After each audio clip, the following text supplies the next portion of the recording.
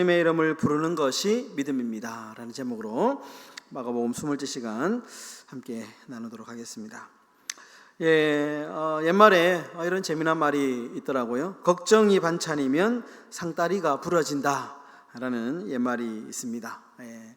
그만큼 우리가 세상을 살아가면서 걱정을 많이 한다, 걱정거리가 많다, 이 걱정거리를 다 모아가지고 상을 차리면 상다리가 부러질 정도로 그렇게 걱정을 많이 하고 산다라는 그런 의미이겠죠.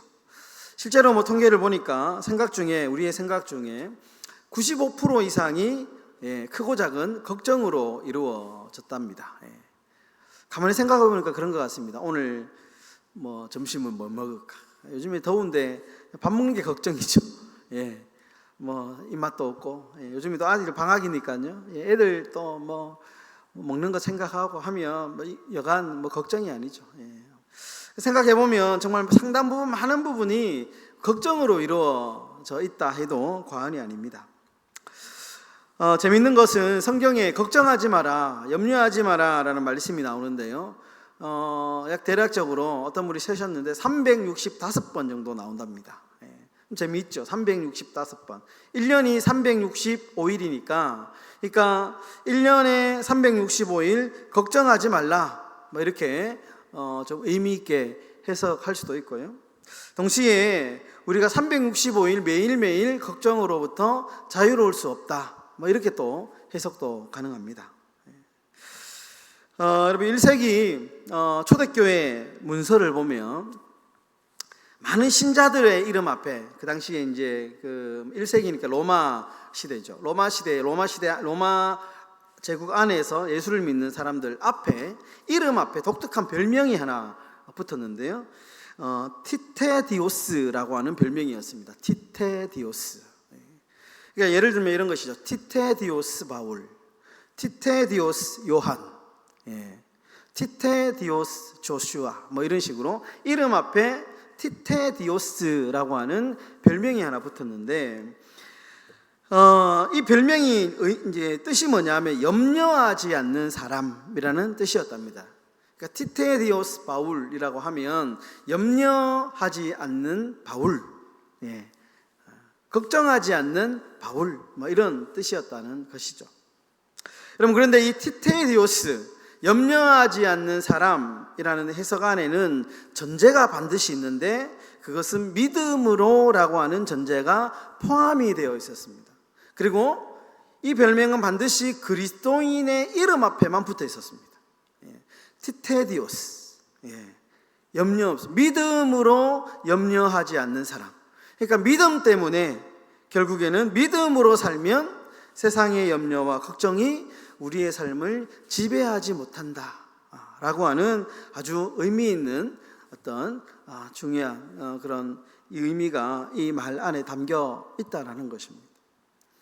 여러분, 오늘 이 이야기는 믿음이 무엇인가, 믿음에 대해서 우리에게 좀 깊이 생각해, 믿음의 속성, 믿음은 어떤 속성을 가지고 있는가에 대해서 오늘 우리에게 이야기를 하고 있는데요. 두 가지로 정리를 할 수 있습니다.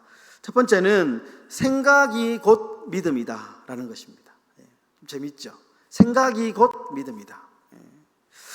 오늘 본문을 보시면, 오늘 본문은 두 개의 사건이 하나의 카테고리에 이렇게 같이 소개가 됩니다. 먼저 야이로라고 하는 회당장의 죽은 딸을 살린 사건, 예수님이 그 야이로의 딸을 살리러 가는 사건이 하나 포함되고 있고요.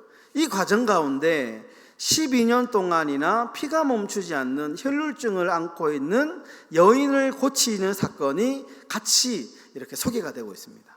포함되어 있죠. 그런데 이 두 개의 사건은 하나의 공통점이 있습니다. 자세히 보면 하나의 공통점을 가지고 있는데, 두 사건 모두 예수님이 찾아간 것이 아니고 예수님을 찾아왔다는 것입니다. 사건의 당사자들이 예수님께 도움을 요청하기 위해서 예수님을 찾아왔다는 것이 이 두 사건의 공통점입니다. 한번 확인해 볼까요? 22절에 보시면 이렇게 나오죠. 회당장 중에 하나인 야이로라 하는 이가 와서라고 되어 있죠. 예수를 보고 발 아래 엎드리어. 야이로가 예수님 앞에 먼저 왔습니다. 여인도 마찬가지입니다. 27절에 보시면 예수의 소문을 듣고 무리 가운데 끼어 뒤로 와서 그의 옷에 손을 대니. 22절도 그렇고 27절도 그렇고 와서라는 단어가 딱 이렇게 명시되어 있습니다. 그러니까 두 사건은 뭐냐? 사건의 당사자들이 도움이 필요해서 예수님께 먼저 찾아온 사건입니다. 복음서를 보면 예수님이 알아서 찾아가신 사건이 있고요, 반대로 이 사건처럼 사건을 당한 사람, 도움이 필요한 사람들이 예수님을 찾아온 사건이 있죠. 이는 후자에 해당하는 사건입니다. 그런데 이 먼저 찾아왔다라는 것이 좀 중요합니다. 이 야이로의 행동, 그죠? 야이로가 예수님 앞에 찾아와서 어떻게 합니까? 예수님의 발 앞에 엎드렸죠. 엎드렸던 행동이죠. 이 야이로의 행동, 그리고 여인의 행동이 있죠. 여인이 예수님의 수많은 무리를 헤집고 예수님의 뒤로 와서 옷자락을 만진 행동.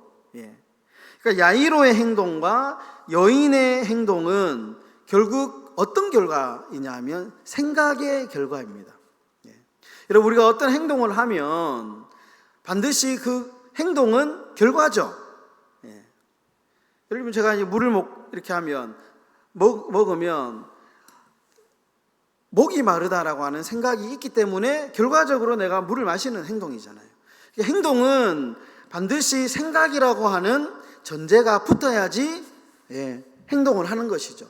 그러니까 야이로가 예수님을 찾아온 행동, 혈루증을 앓고 있는 여인이 예수님을 찾아온 행동은 생각이 먼저 선행된 것이죠. 내가 예수님을 찾아가야 되겠다. 예수님 소문을 막 들으니까 예수님이 막 병자도 살리시고 귀신 들린 사람도 쫓아내신다는 소문이 들리니까, 내가 예수님을 찾아가면, 예수님을 만나기만 하면 내가 문제를 해결받을 수 있겠다라고 하는 생각이 결과적으로 예수님을 찾아가게 하는 행동으로 이어진 것이죠. 여러분, 그래서 생각이 믿음입니다. 마가복음은 생각이 믿음이다라고 하는 이 전제, 이 명제를 굉장히 강조를 많이 합니다. 생각이 믿음입니다. 여러분, 이런 맥락에서 히브리서 기자가 이런 구절을, 이런 이야기를 합니다. 히브리서 3장 1절에 보시면 아주 유명한 구절인데요, 우리 한번 다 같이 읽어볼까요? 다 같이 읽겠습니다. 시작. 그러므로 함께 하늘에 부르심을 받은 거룩한 형제들아, 우리가 믿는 도리의 사도이시며 대제사장이신 예수를 깊이 생각하라. 예수를 깊이 생각하라. 히브리서 기자는 생각이 곧 믿음이다라는 생각, 예수를 깊이 생각하는. 여러분, 이것은 생각이라고 하는 것은 과학적인 사실도 아니고요, 논리도 아닙니다. 이거는 그저 생각입니다. 생각. 그런데 이 생각이 믿음이죠. 믿음이다. 여러분, 미국의 한 청년이 프랑스로 배낭 여행을 이제 떠났습니다. 근데 너무 이제 산을 막 올라가다가 목이 너무 마른 거예요. 근데 이 청년이 마침 옆에 보니까 계곡이 하나 있는데 물이 막 흐르고 있는 겁니다. 너무 목이 마르니까 막 뛰어가서 계곡의 물을 벌컥 마셨습니다. 한참을 마시고 난 뒤에 이제 좀 갈증이 좀 해소되고 난 뒤에 딱 이제 돌아서는 순간에 그 호수에 팻말이 하나 이렇게 꽂혀 있는 거예요. 근데 그 팻말에 영어 한 단어가 딱 쓰여 있는데 포이즌이라고 하는 단어가 딱 쓰여 있는 거예요. 포이즌. 영어로 포이즌은 독극물이라는 뜻이거든요. 독약. 그러니까 물을 확 마시고 딱 돌아섰는데 팻말에 독이라는 단어가 있으니까 순간 자신이 이 독이 있는 물을 마셨구나, 마시면 안 되는 물을 마셨다라는 생각을 하게 된 겁니다. 그 순간 얼굴이 하얗게 질리고 구토가 나기 시작하고 몸에 열이 막 나기 시작하는 겁니다. 그래서 빨리 이 청년이 병원으로 갔습니다. 병원으로 뛰어갔습니다. 근데 진찰을 이제 막 했는데, 진찰을 마친 의사가 이렇게 이야기해요. 몸에 아무런 이상이 없다는 겁니다. 왜 병원을 찾아온 경위에 대해서 이제 이렇게 묻는데, 청년이 이제 자초지종을 설명합니다. 막 설명하니까 의사가 웃으면서 하는 말이, 이제 그 팻말의 글자는 영어가 아니고, 이 미국 청년이 프랑스로 여행을 갔잖아요. 그러니까 이거는 영어가 아니고 프랑스어인데, 그 프랑스의 뜻이 뭐냐, 이건 낚시 금지라는 거예요. 낚시 금지. 제가 한번 쳐봤습니다. 실제로 이제 이 예화를 보고 이제 영어를 쳐보니까 비슷해요. 스펠링이 비슷해요. 예. 그러니까 이 청년이 그 단어를, 프랑스어를 모르니까 그 비슷한 단어를 포이즌이라고 읽은 거예요. 그러니까 이제 막 몸에 갑자기 경련이 일어나고, 자기 동극물을 마셨다 생각하고 갑자기 몸에 이상 반응이 막 일어나기 시작한 겁니다. 그러니까 의사의 이 말을 듣자 청년이 혈색이 돌아오고 구토가 멈추고 체온이 정상적으로 돌아왔다는 겁니다. 예. 여러분, 생각이 믿음입니다. 생각이. 그래서 생각이 중요하고요, 생각을 잘 관리하는 것이 중요합니다. 여러분, 그런데 이 생각의 관리에 기도보다 효과적인 것이 없습니다. 성경은 우리의 생각을 잘 관리하는데 기도만한 것이 없다, 이렇게 이야기합니다. 빌립보서 5장 6절과 7절에 이렇게 말씀하는데요, 다 같이 한번 읽어볼까요? 시작. 아무것도 염려하지 말고 다만 모든 일에 기도와 간구로 너희 구할 것을 감사함으로 하나님께 아뢰라. 그리하면 모든 지각에 뛰어난 하나님의 평강이 그리스도 예수 안에서 너희의 마음과 생각을 지키시리라. 예. 모든 일에 기도와 간구로 너희 구할 것을 구하면 너희의 마음과 생각을 지켜주신다. 우리의 마음과 생각을 지키는, 관리하는 효과적인 방법은 기도밖에 없어요. 예. 실제로 그렇습니다. 예. 기도를 하면 막 불안한 마음이 좀 안정이 되죠. 마음의 관리가 되죠. 예. 관리가 됩니다. 여러분, 때를 얻든지 못 얻든지 항상 주님을 깊이 생각하시는 그런 믿음의 삶이 되시기를 축원합니다. 두 번째로, 믿음이 뭐냐? 믿음은 말씀을 깨닫는 것이 믿음이다. 깨달음이 믿음이다라는 겁니다. 오늘 29절의 말씀인데요, 29절의 말씀 다 같이 한번 읽어보도록 하겠습니다. 다 같이 읽겠습니다. 시작. 이에 그의 혈루 근원이 곧 마름에 병이 나온 줄을 몸에 깨달으니라. 여러분, 여인이 예수님의 옷자락에 손을 대는 순간 어떠한 일이 일어났냐면 흐르던 피가 멈췄죠. 여러분, 근데 여기서 핵심이 뭐냐 하면, 이 피가 멈춘 사실을 여인도 알았고 또 누가 알았을까요? 예수님도 알았습니다. 그죠? 네. 그 성경은 오늘 29절에서 이 알았다라는 사실을 저자는 여자가 깨달았다 이렇게 표현하죠. 깨달았다. 그런데 여자도 알고 예수님도 알았는데 모르는 사람이 있었습니다. 누구냐 하면 함께 있던 제자들은 이 사건을 깨닫지 못했습니다. 엉뚱한 소리 하죠. 사람들이 너무 많이 밀려와가지고 예수님이 그냥 착각했겠죠. 뭐 이런 식으로 이제 제자들이 엉뚱한 소리를 합니다. 그러니까 여인도 깨닫고 예수님도 깨달았는데 제자들은 못 깨달았죠. 그런데 더 재미있는 것은 예수님은 이 여인의 깨달음을 믿음이라고 표현해 주십니다. 믿음. 34절의 말씀. 다 같이 읽겠습니다. 시작. 예수께서 이르시되 딸아, 내 믿음이 너를 구원하였으니 평안히 가라. 내 병에서 놓여 건강할지어다. 자, 보십시오. 제자들과 여인은 같은 장소에 있었죠. 같은 경험을 했습니다. 그런데 같은 장소에서 같은 경험을 했는데 여인은 깨달았는데 제자들은 깨닫지를 못했습니다. 차이는 뭐냐? 믿음의 차이. 믿음. 여러분, 말씀을 깨닫는 것, 하나님의 은혜를 깨닫는 것이 믿음입니다. 깨닫는 것이 믿음. 여러분, 우리가 성경을 읽으면 이해하고 깨닫습니다. 설교를 제가 이렇게 하면 설교를 이해하고 깨닫죠. 은혜를 받는다라는 말이 내가 하나님의 말씀을 이해했고 깨달았다라는 말이잖아요. 이것이 믿음의 특징입니다. 믿음은 뭐냐? 반드시 깨닫게 만듭니다. 끊임없이 깨달음의 반복을 통해서 신앙이 자라는 겁니다. 이것이 믿음의 특징입니다. 믿음 있는 사람의 특징은 뭐냐? 반드시 깨달음이 있다라는 거예요. 믿음은 깨닫게 합니다. 여러분, 처음에 새신자, 정말 그 교회의 문화도 모르고 성경도 모르고 한 번도 교회에 안 나와본 초신자, 우리 얼마 전에 청년 부부가 왔잖아요. 그 이제 부부 아마 다음 주에, 오는 주에 아마 이제 등록을 할 것 같은데, 남편 되는 남자는 교회를 정말 말 그대로 초신자입니다. 초신자. 그 부인 되는 우리 여성분은 모태신앙이랍니다. 그런데 결혼하고 교회를 안 다녔던 것 같아요. 근데 이제 이 처음 온 사람들이 힘들어하는 것 중에 하나가 뭐냐 하면 설교 내용이 이해가 되지 않는다는 거예요. 성경을 읽거나 설교를 듣잖아요. 설교를 뭐 영어로 하는 것도 아니고 뭐 방언으로 하는 것도 아닌데, 처음 온 사람, 예수를 교회 처음 오는 사람 특징이 뭐냐 하면 설교를 듣는데 이해가 안 돼요.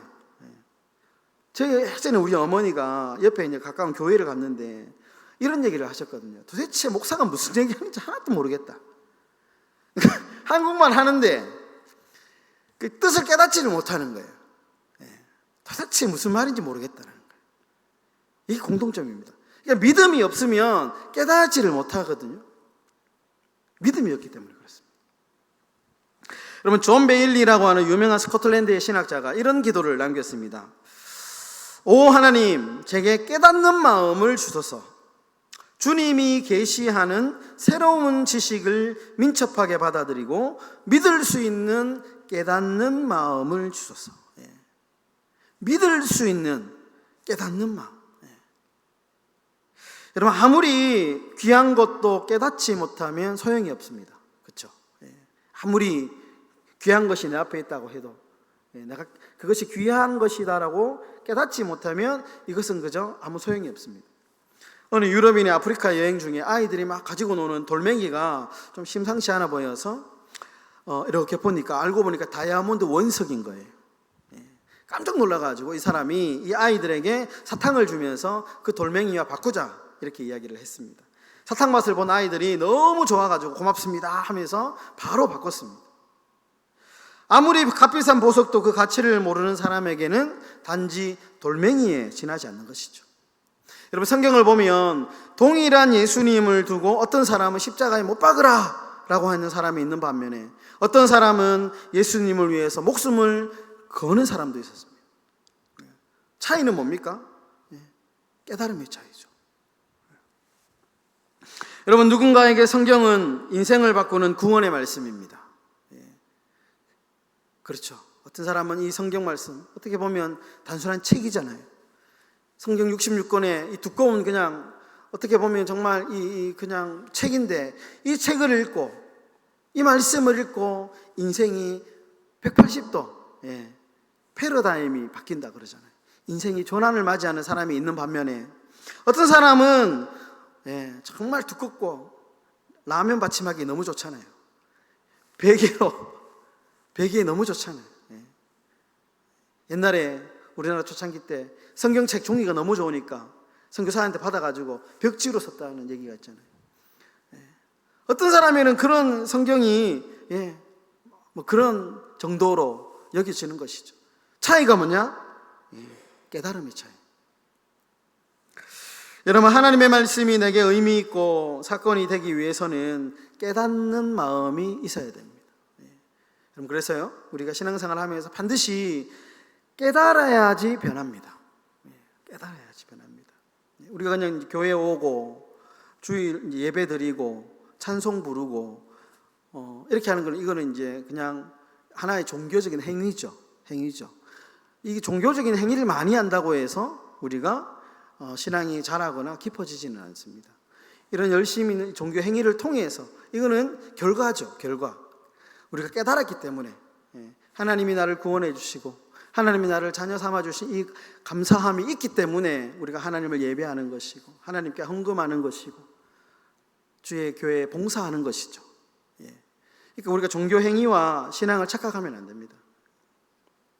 여러분, 하나님의 말씀이 내게 의미가 있고 이것이 정말 이 성경 안에 있는 중요한 사건이 내 사건이 되기 위해서는 깨달음이 있어야 된다라는 것입니다. 여러분, 이 뜨거운 여름 얼마나 뜨겁습니까?